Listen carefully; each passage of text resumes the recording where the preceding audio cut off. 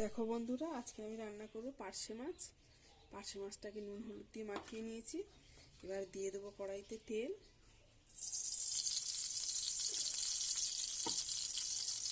কড়া আমার গরম হয়ে গেছে, মাছটাকে দিয়ে দেবো।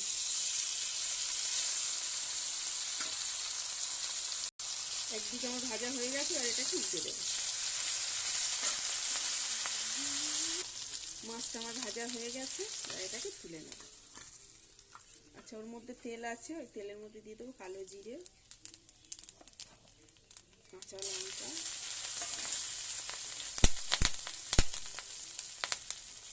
আলু আর বেগুন।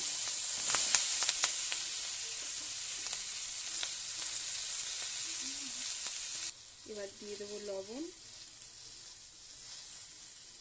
হলুদ। আলু আর বেগুন ভাজা হয়ে গেছে। আচ্ছা, বেগুনগুলোকে আমি তুলে রাখবো, পরে দিয়ে দেবো এর মধ্যে।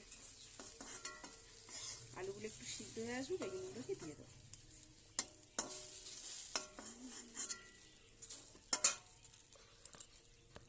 এবারে দিয়ে দেবো জল। তরকারিটা ফুটে গেছে, এবার এটাকে ঢাকা দিয়ে দেবো।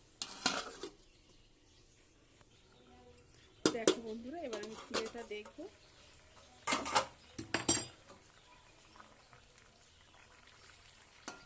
আলুটা একটু সিদ্ধ হয়ে গেছে। এবারে দিয়ে দেবো বেগুন আর মাছটা, দিয়ে আবার একটু ফুটিয়ে নেব।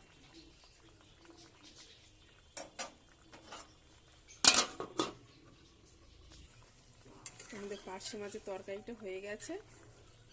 দেখো বেগুন টেগুনটা কত সুন্দর সিদ্ধ হয়ে গেছে, আলু সিদ্ধ হয়ে গেছে। এবার এটাকে নামিয়ে নেব, গ্যাসটাকে অফ করে দেবো।